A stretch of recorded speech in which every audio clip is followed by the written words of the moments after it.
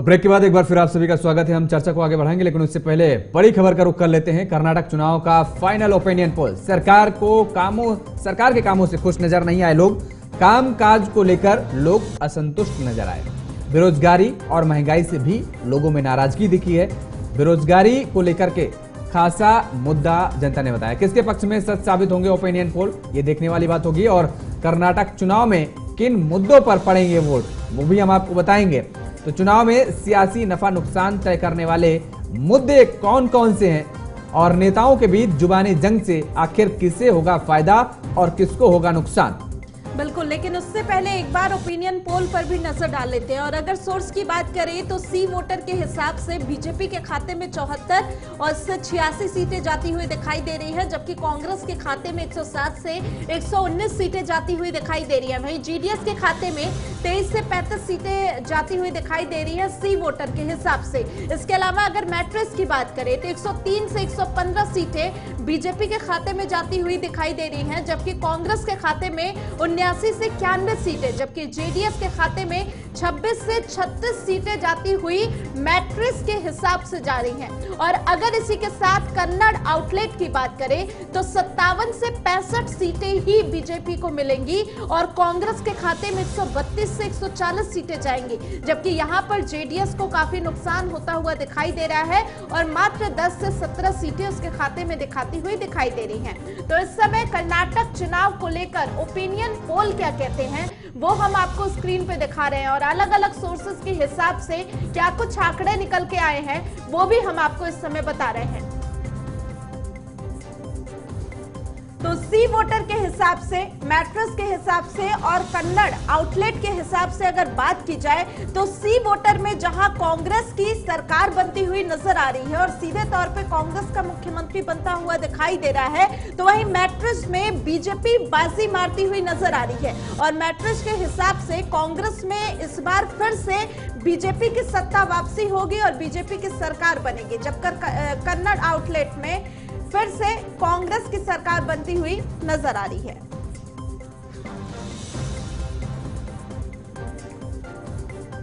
और हमारे साथ कुछ मेहमान जुड़ गए हैं, आपका तारुफ करा देते हैं। डॉक्टर आशीष सांडा जी हैं, भारतीय जनता पार्टी के नेता हैं। अमनप्रीत कौर जी हैं, राजनीतिक विश्लेषक हैं। आप दोनों मेहमानों का हमारे साथ जुड़ने के लिए बहुत बहुत शुक्रिया। संदीप त्रिपाठी जी भी कांग्रेस के नेता हैं, वो भी कुछ देर में जुड़ेंगे हमारे साथ। आशीष सांडा जी आपका रुख करेंगे। आशीष सांडा जी, आवाज आ रही है आपको? चलिए, अमनप्रीत कौर जी आपको आवाज मिल रही है? जी, अमनप्रीत कौर जी, हमने दिखाए 3 ओपिनियन पोल्स हम दिखा रहे हैं, जिसमें कि 2 में भारतीय जनता पार्टी कहीं ना कहीं पिछड़ती नजर आ रही है, जबकि एक ओपिनियन पोल जो है मैट्रिक्स का, जिसमें भारतीय जनता पार्टी की सरकार बनती नजर आ रही है। आपने भी कर्नाटक चुनाव को लेकर के पूरी तरीके से नजर बना रखी थी, और किस तरीके से आप देखती हैं और क्या कुछ आपका आकलन कहता है इस पूरे चुनाव को लेकर? देखिए योगेश, अगर पूरे कर्नाटक की बात करें तो एक कोस्टल रीजन ऐसा आ रहा है जहां पे भाजपा बाजी मारते हुए दिखती है। उसका कारण शायद यही है कि वहां पे राष्ट्रवाद का, हिंदुत्व का थोड़ा बोलबाला है और वहां पे आरएसएस का थोड़ा है हाव भाव, और वहां पे जो कमांड थी वो भी जोगी जी ने खुद संभाली हुई थी कैंपेन की। तो शायद एक रीजन छोड़ के बाकी सारे जो रीजन है वहां पे कांग्रेस बाजी मारते हुए नजर आ रही है। हालांकि थोड़े पिछले दिनों में थोड़ी कैंपिंग में जब से इनका ये जो अपना भरोसे के लिए अपना जो जताते हुए नजर आए कि इन्होंने ये सोचा कि हम लोग जो कैंपिंग है उसको थोड़ा सा राष्ट्रवाद की तरफ मोड़ देते हैं या फिर उसको ध्रुवीकरण की नीतियों के ऊपर, क्योंकि जिस दिन से इन्होंने अपनी ये बात कही है कि कांग्रेस ने कि ये जो पीएफआई के साथ इन्होंने कंपैरिजन कर दिया है इसका हनुमान जी का, तो वो जो ये जो दल है उसके साथ कंपैरिजन करना इनको महंगा पड़ गया है। उसकी वजह से इनको काफी अपनी जो कैंपिंग है उसको मोड़ देना पड़ा है। वहां इन्होंने भाजपा वालों ने इनको घेरते हुए नजर आए हैं और उन्होंने बजरंग बली का नाम ले लिया है। तो बजरंग दल के साथ इनका जो पीएफआई का कंपैरिजन है वो कांग्रेस को करना भारी पड़ गया है। और पहले ऐसी बात नहीं थी कि भाजपा इसमें जो कर्नाटक की कैंपिंग कर रही थी उसमें वो हिंदुत्व को या राष्ट्रवाद को कोई नाम लेके चुनाव रैली में आगे आ रही थी, पर अब बजरंग बली के नाम से बजरंग बली को, उन्होंने बजरंग दल को एक कर दिया है। तो अभी तो प्रधानमंत्री अपनी रैलियों में भी बजरंग बली का नारा लगाते हुए नजर आए। हालांकि दोनों पार्टियों की ये गलती है कि एक तो पीएफआई के साथ भी बजरंग दल को कंपैरिजन करना वो कांग्रेस को भारी पड़ गया है, और दूसरी तरफ पीएम मोदी भी जहां पे बजरंग दल को बजरंग बली के साथ कंपेयर करते नजर आए हैं, वो भी एक बहुत बड़ी गलती भाजपा की साबित हो रही है। तो दोनों चीजों को लेकर ध्रुवीकरण तो हुआ है। राष्ट्रवाद की बात, जब हिंदू मुस्लिम की बात आती है तो इन चीजों में कांग्रेस हमेशा कहती है कि भाजपा ऐसा करते हैं, पर अभी कांग्रेस ने भी गलती करी है और भाजपा इसका फायदा उठाते हुए नजर आ रहा है। पहले ऐसे था जो केस। ठीक है, आशीष जी भी हमारे साथ जुड़े हुए हैं। आशीष जी, मैं आपके पास आऊंगी क्योंकि जो हमने इस समय ओपिनियन पोल में आपको आंकड़े दिखाए हैं उसके हिसाब से 2 जगह बाजी मारती हुई कांग्रेस दिखाई दे रही है, जबकि एक में बढ़त बीजेपी बनाती हुई नजर आ रही है। तो क्या कहेंगे इन आंकड़ों पर, क्योंकि ओपिनियन पोल कहते हैं कि कहीं ना कहीं अगर हम सी वोटर्स और कन्नड़ आउटलेट की बात करें तो उसके हिसाब से कांग्रेस सरकार बनाएगी। जी, सबसे पहले तो आपको, मेरे को पैनलिस्ट और पॉलिटिकल विश्लेषक और सभी आपके दर्शकों को भाजपा की तरफ से प्यार भरा नमस्कार। माफी चाहूंगा क्योंकि कुछ ऑडियो में प्रॉब्लम थी, तो मैं शुरू में आपका इंट्रोडक्टरी कुछ भी सुन नहीं पाया। अभी मैंने आपको ज्वाइन किया है, लेकिन जितना मैं आपकी बात समझ पाया हूं, मैं आपके दर्शक जो कि बहुत ही इंटेलिजेंट हैं, उनके बेनिफिट के लिए थोड़ी सी बात यहाँ पे क्लैरिफाई करना चाहूंगा कि ये जो आप दिखा रहे हैं ना, ये एग्जिट पोल नहीं है, ये ओपिनियन पोल है, और दोनों के अंदर जमीन आसमान का फर्क होता है। वो क्या फर्क होता है? ये जो ओपिनियन पोल है, ये आप पोलिंग से पहले कुछ एक लिमिटेड सेगमेंट के लोगों के लेते हैं। ये एक परसेप्शन होती है, ये एक व्यू पॉइंट होता है जो कि डेली बेसिस पे बदलता रहता है। क्या आदमी के दिमाग में चलता है और एक्चुअल वोट देते हुए क्या वो करता है, दोनों में जमीन आसमान का अंतर है। Bharatiya Janata party finishing best करने के लिए माहिर है।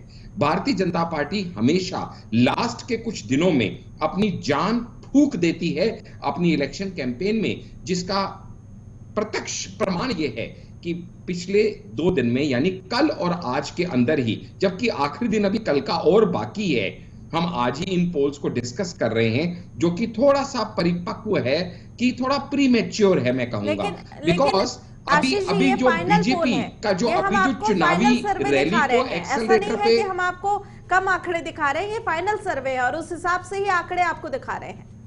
जी मैं आपसे यही अर्ज कर रहा हूं, ये जो आपके फाइनल आंकड़े हैं, ये 1 और 6 मई के बीच के लिए गए हैं, और उसके बाद जब बजरंग दली के इशू के ऊपर प्रधानमंत्री मोदी ने ताबड़तोड़ रैलियां और उसका वक्तव्य रखना शुरू किया, मैडम, लोगों का पर्सपेक्टिव, लोगों का दिमाग 1 मिनट में चेंज हो जाता है। हम तो 6 दिनों की बात कर रहे हैं, और आज जब आप दिखा रहे हैं, अभी भी कल का दिन और बाकी है, और मैं बता रहा हूं कि बीजेपी बहुत अच्छी फिनिशर है। तो कुल मिलाकर समझे तो आपको लगता है कि इस बार कर्नाटक में बीजेपी की सरकार बजरंग बली ही बनाएंगे, और ये जो गलती कांग्रेस ने की है बजरंग दल को बैन करने की बात करके, ये कांग्रेस ने बहुत बड़ी गलती की और इसका फायदा बीजेपी को होगा। तो इस बार कांग्रेस के हिसाब से देखे तो उसकी गलती का फायदा आपको मिल रहा है, लेकिन इस बार आपके काम के हिसाब से नहीं, बल्कि जनता बजरंग बली के नाम के हिसाब से आपको वोट देगी।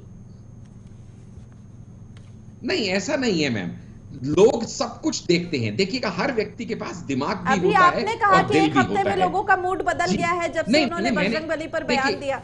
नहीं, मैंने आपको क्या कहा? मैंने आपको, आपने मेरी बात को एक सेलेक्टिव वे में कैच किया। मैंने कहा बीजेपी बहुत अच्छी फिनिशर है।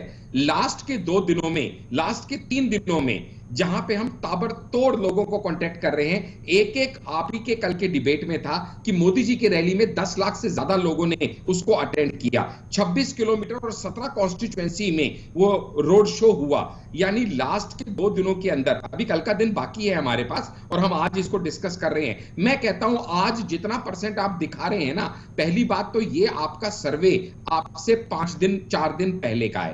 पिछले 2 दिनों में इसमें 20% इजाफा हो गया होगा, और कल के एक दिन में, लास्ट के एक दिन। लेकिन आशीष जी, अभी आप ही कह रहे हैं कि जिस तरीके से ओपिनियन पोल में क्या होता है कि परसेप्शन होता है, ये कोई फाइनल रिजल्ट नहीं है। वैसे ही अगर रैलियों के भीड़ की बात करें तो वो भीड़ होती है, ये जरूरी नहीं है कि पूरी भीड़ आपके वोटर में कन्वर्ट हो जाए।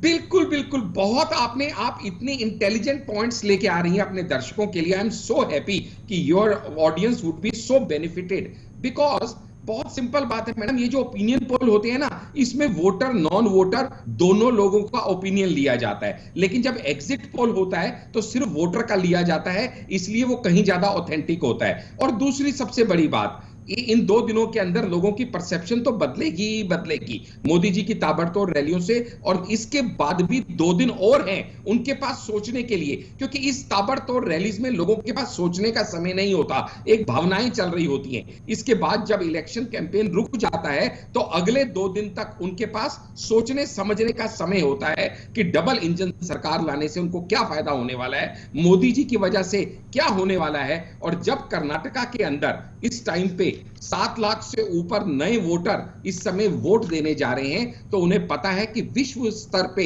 इस समय मोदी जी के नेतृत्व में भारत क्या मुकाम हासिल कर चुका है। ये सारे फैक्टर्स डेफिनेटली इंक्लूड होते हैं। प्लस जो हनुमान जी का फैक्टर है वो एक सेकेंडरी फैक्टर है, वो हमारे दिलों से, हमारी आस्थाओं से, हमारे सोच से जुड़ा हुआ है, लेकिन जो बाकी फैक्ट्स हैं, फिगर्स हैं, वो चेंज नहीं होती। और दूसरी सबसे बड़ी बात, अगर आप मुझे परमिट करें तो मैं आधे मिनट में या 10 सेकंड्स में अपनी बात को कंक्लूड कर दूं कि ये जो ओपिनियन पोल्स हैं यूपी के टाइम पे भी, उस टाइम पे हमें 225 आप लोगों ने, मतलब मीडिया चैनल्स ने, आपने नहीं specifically, don't take me personally, media channels ने हमें 225 का आंकड़ा दिखाया था, भारतीय जनता पार्टी यूपी में 225 सीटें लेके आएंगी, लेकिन हम उससे 40 सीटें ज्यादा लेके आके हमने सबको हैरान कर दिया। लेकिन दिशा तो सही थी ना, जिस तरफ दिशा जा रही थी आपने, चलिए अच्छा प्रदर्शन किया, सीटें बढ़ गई, लेकिन दिशा तो उसी तरफ थी ना कि कहां अब जीत मिल रही है या हार मिल रही है। ऐसा तो नहीं है कि बिल्कुल उल्टा हो गया। अब एग्जैक्ट सीटें तो कोई नहीं बता सकता, दिशा बता सकता है कि किस तरफ जा रही है।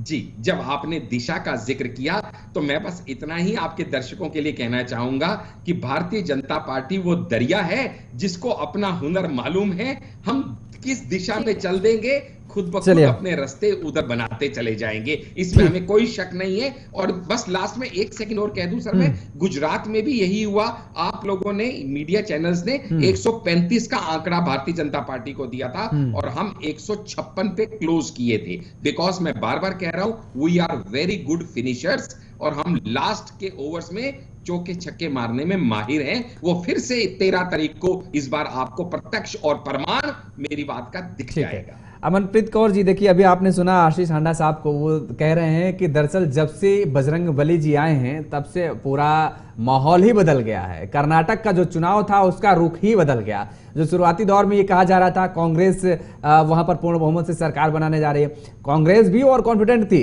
लेकिन ये एक ऐसा मुद्दा आया जो सेल्फ गोल कर गई कांग्रेस, और ऐसे में अब बीजेपी ये आश्वस्त होती नजर आ रही है कि जो हिंदुत्व को लेकर के बीजेपी हमेशा से चली है, आज से नहीं, सालों साल से चली आ रही है, वही एक बड़ा फैक्टर अब कर्नाटक में काम करता नजर आ रहा है। दूसरा बड़ा सवाल यह कि वास्तव में भारतीय जनता पार्टी के पास राज्य में कोई बड़ा चेहरा नहीं है, किसी नेता के नाम पर चुनाव नहीं लड़ा जा रहा है, केवल और केवल एक ही चेहरा है, वो प्रधानमंत्री नरेंद्र मोदी का।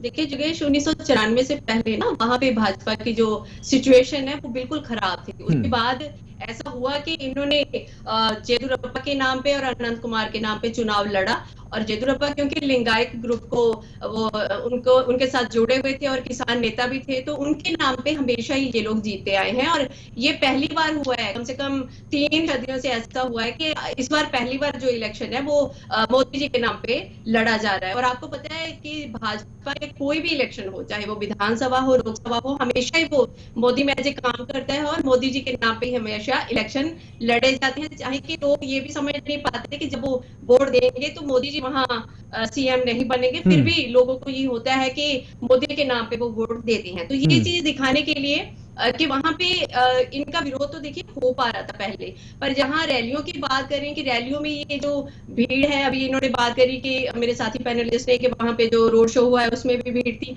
अब देखना ये होगा कि ये जो भीड़ है वो वोटों में कन्वर्ट होती है कि नहीं होती है। फिर ये आपके जो ओपिनियन पोल है उसके साथ सहमत नहीं थे, तो कम से कम जो गुजरात और ओपिनियन पोल हुआ है तो जीतते हुए तो रहे थे ना। हालांकि हो सकता है सीटों का तो चलो फर्क पड़ ही जाता है। उसके बाद इनको नहीं भूलना चाहिए कि चिकमंगलुरु में हुआ था इलेक्शन 1978 की बात कर रही हूँ, तो वहां पे ऐसे ही रैलियों को प्रधानमंत्री इंदिरा गांधी थी तब, उन्होंने एक रैली करी थी और उसका इतना इंप्रेशन पड़ा था वहां पे, उन्होंने पूरा जो है मोड़ इलेक्शन का बदल के रख दिया था। तो वो चीज इनको नहीं भूलनी चाहिए। वहां पे ये था कि पहले कांग्रेस जो है वो भाजपा को घेरते हुए नजर आ रही थी, चाहे वो पे टू सीएम हो, चाहे वो 40% कमीशन हो, या फिर जो इनका विधायक 8 करोड़ के साथ पकड़ा गया उसकी बात हो। तो कई बार ऐसा हुआ है कि उनके जो कांग्रेस है उन्होंने अपने पैरों पे खुद ही कुल्हाड़ी मार ली, और ये जो बजरंग बली का नाम उन्होंने दे दिया, बजरंग बली का टॉपिक इनको दे दिया, वो उन्होंने एक सेल्फ गोल के तरीके। लेकिन अब डैमेज कंट्रोल भी किया जा रहा है। कांग्रेस के नेताओं की तरफ से कहा जा रहा है कि अगर सरकार बनती है तो वो बजरंग बली जी के मंदिर बनवाएंगे पूरे प्रदेश में, और कितने मंदिर बनवाएंगे बड़े आंकड़े दिए जा रहे हैं। हांडा साहब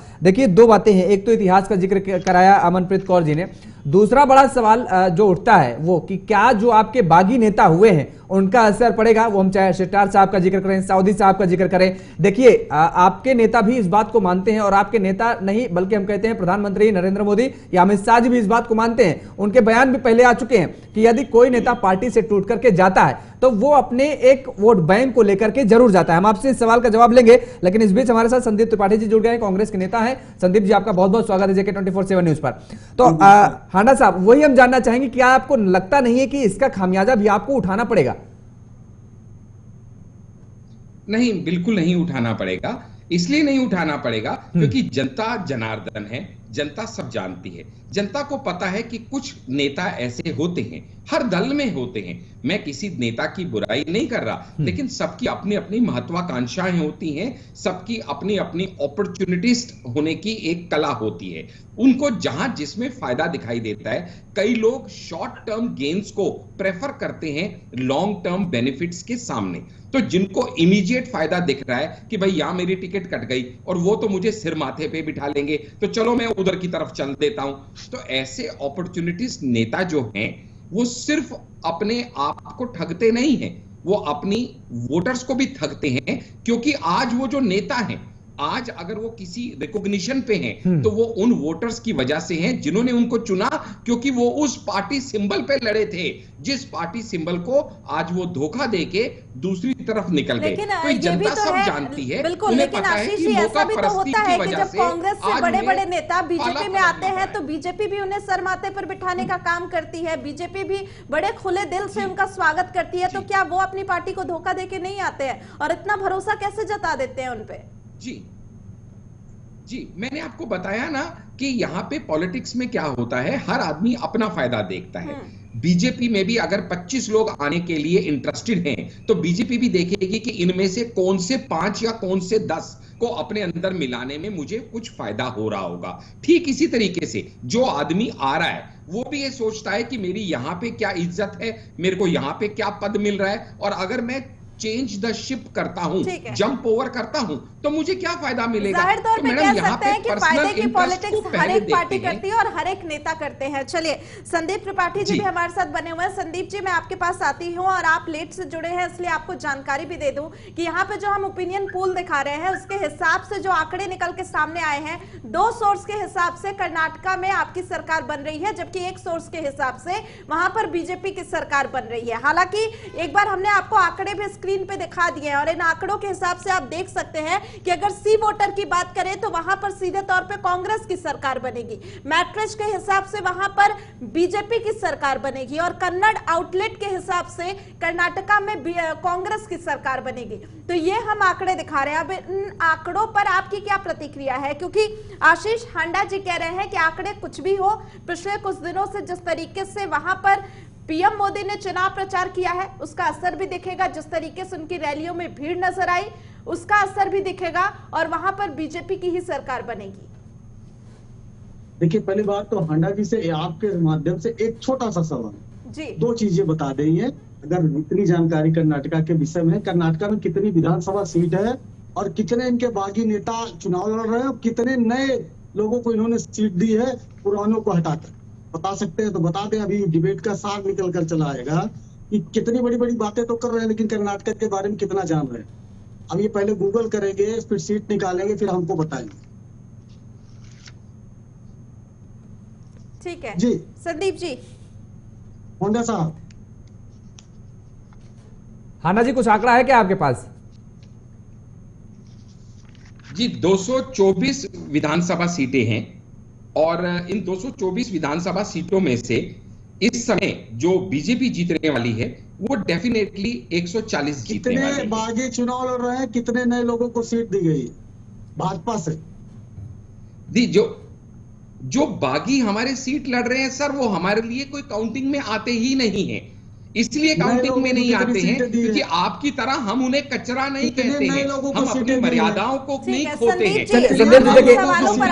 जरूरी नहीं समझते हैं। और आप चर्चा को मुद्दे पर ही आगे बढ़ाते हैं और आंकड़ों पर अभी जाने की बजाय आप उन सवालों का जवाब दीजिए जो आपसे किया गया है कि क्या कांग्रेस को इस बार कर्नाटक में सरकार बनाने का मौका मिलेगा, या कांग्रेस ने जिस तरीके से बजरंगबली का मुद्दा उठाया है इसका फायदा बीजेपी को मिलेगा? देखिए, अगर आपकी सरकार जो है 10 साल से केंद्र में हो और 5 साल वहां पर आप जो है सरकार चलाकर आ रहे हैं और फिर आपको ये करना पड़ रहा है, पोलराइजेशन करना पड़ रहा है, तो कहीं ना कहीं ये झलकता है कि आप हार चुके हैं। आपके पास मुद्दे नहीं है, आपके काम बताने के लिए आपके पास काम नहीं है। दूसरी चीज ये करना पड़ रहा है संदीप जी हमें। होंडा जी सुन लीजिए। संदीप जी हमें क्या करना पड़ रहा है? आशीष जी एक मिनट रुक जाइए, फिर आपके पास ही आ रहे हैं। हमें क्या वो कह रहे हैं फिर भी आपको ये करना पड़ रहा है, तो मेरे को सुनाई नहीं दिया। मैंने पूछा क्या करना पड़ रहा है हमें। संदीप जी कह रहे हैं फिर भी आपको ये करना पड़ रहा है। चुनाव प्रचार पोलराइजेशन हमें करना पड़ रहा है, हम कर रहे हैं पोलराइजेशन। हम लेके आए बजरंगबली का नाम। अरे होंडा साहब सुन लीजिए, फिर आप पूरा ऐसे आपके पास आ रहे हैं, एक मिनट रुक जाइए, उन्हें बात पूरी करने दीजिए। होंडा साहब सुन लीजिए, हम वैसे लेट जुड़े इसके लिए हांडा साहब आ रहे हैं आपके पास। हांडा साहब एक सेकंड आप रुके। हांडा साहब आप रुके। संदीप जी आप बात रखिए अपनी। जी योगेश जी, हाँ योगेश जी मैं कहना सिर्फ ये चाहता था, अभी जो मैंने सवाल पूछे ये मैं इनका जनरल नॉलेज नहीं टेस्ट कर रहा था, मैं सिर्फ ये कह रहा था कि अभी आपके 3 सर्वे आए थे, 30 में से एक कन्नड़ का सर्वे नहीं, कर्नाटका के जो चैनल्स हैं, कर्नाटक की एजेंसी है, सर्वे है जी, कर्नाटक की एजेंसी है, हाँ। उसका सर्वे है। और बाकी बाहर के लोग हैं जिनको यही नहीं पता है कि उनके पार्टी के कैंडिडेट, समझिए बाहर के जो लोग गए हैं उनको यही स्थिति नहीं पता है कि कर्नाटका की सिचुएशन क्या है, मुद्दे क्या है और क्या वहां के लोग चाहते हैं। मैं बताना ये चाहता था और ये निकल कर आ गया, इसलिए हमें विश्वास करना पड़ेगा कि वहां का जो सर्वे आया है, जो कर्नाटका का सर्वे है, हमें उस पर विश्वास करते हुए ये मान लेना चाहिए कि कर्नाटका में हम फुल मेजोरिटी में आ रहे हैं और हम 40% जिस तरीके से सरकार है, ये कुछ ज्यादा हो सकता है, थोड़ी जो है सहानुभूति इनके साथ दिखा दी हो, 57 तक पहुंचा दिया है, नहीं तो ये 40 के नीचे रहने वाले हैं। और एक बात और मैं कह दूं, कर्नाटका का इशू ये है कि किस तरीके से इन्होंने भ्रष्टाचार किया है। कर्नाटका का इशू ये है कि किस तरीके से वहां पर दिल्ली से ऑपरेट होता है। इनके पास कर्नाटका में कोई लीडरशिप नहीं है, एक लीडरशिप जो रिटायरमेंट हो गई थी उसको इनको आगे करना पड़ रहा है। हमारे पास वहां पर कलेक्टिव लीडरशिप है और हर एक समुदाय की लीडरशिप है और सारे बड़े नेता, कांग्रेस के सारे बड़े नेता आज की डेट में कर्नाटका से आते हैं। कहीं ना कहीं मैं ये कहूंगा कि कांग्रेस की दिल्ली आज कर्नाटका से पहुंच चुकी है, तो वहां के लोग ये चीज की अपेक्षा रख रहे हो जिस तरीके से हमने वहां पर मुद्दे के आधार पर चुनाव लड़ा है। और अभी हमारी बात ये साथी कह रहे थे, सांप्रदायिकता की बात कर दूं, अगर आज आप बजरंग दल का जिक्र कर रहे हैं तो उसी मैनिफेस्टो में लिखा है पीएफआई को बैन करेंगे, जो आप नहीं कर पाए हैं। आप उसकी बात क्यों नहीं करते? आप अगर बजरंग दल की बात कर रहे हैं तो पीएफआई की भी बात करिए, जो आप नहीं बैन कर पाए, हम बैन करने की बात कर रहे हैं। अगर वहां पर आप जो है राज्य स्तर पर उसको बैन नहीं कर पाए, कमाल बात है भाई, कोई इनकी जनरल नॉलेज अपडेट करो। हांडा साहब बड़ा सवाल देखिए, बड़ा सवाल ये है कि संदीप जी ने भ्रष्टाचार का मुद्दा उठाया। भ्रष्टाचार का मुद्दा वहां पर अहम है और ये बात जिससे आप मुकर नहीं। एक सेकंड सवाल ले लीजिए, समय कम है और उसके बाद कम शब्दों में जवाब दीजिएगा। ठेकेदार एसोसिएशन ने प्रधानमंत्री नरेंद्र मोदी को पत्र तक लिखा, उसमें साफ तौर पर सरकार पर बड़ा आरोप लगाया कि 40% कमीशन यदि सरकार को नहीं दिया जाता तो कोई भी सरकारी ठेका पट्टी मिल नहीं पाता। जी देखिएगा, यहां पे जब ये मुद्दों की बात कर रहे हैं संदीप जी, ये भूल गए हैं कि इनके शीर्ष नेतृत्व ने क्या कहा था कि 1 रुपए में से 85 पैसा बीच में ही सरकारी अफसरों के खाया जाता है और सिर्फ 15 पैसा लास्ट तक पहुंचता है। ये 85% कमीशन खाने वाले आज 40% कमीशन के ऊपर हल्ला कर रहे हैं। मैं 40% कमीशन को जस्टिफाई नहीं करता, लेकिन साथ ही में इनको आईना दिखाना भी जरूरी है। दूसरी बात, जब ये कहते हैं कि आपने पोलराइजेशन किया, 10 साल वहां रहे, 5 साल यहाँ रहे, तो इनको कोई याद दिला दे कि बजरंग बली का मुद्दा कौन लेके आया, बीजेपी लेके आई या कांग्रेस लेके आई। अगर इनको कोई याद दिला दे तो याद दिला दे कि अपने मुद्दे पे ना रहते हुए आशीष जी, आप सभी के अपने अपने मुद्दे हैं। अब जनता का मूड क्या कहता है और जनता किससे सत्ता में बिठाती है, ये तो वक्त ही बताएगा, और कौन किसकी सरकार कर्नाटक में बनती है ये भी वक्त ही बताएगा। लेकिन आप सभी का बहुत बहुत धन्यवाद हमारे साथ जुड़ने के लिए और अपनी राय रखने के लिए। तो इसी के साथ फिलहाल के लिए इस खास कार्यक्रम में इतना ही। देश और दुनिया की तमाम खबरों के लिए आप देखते रहिए JK 24/7 न्यूज।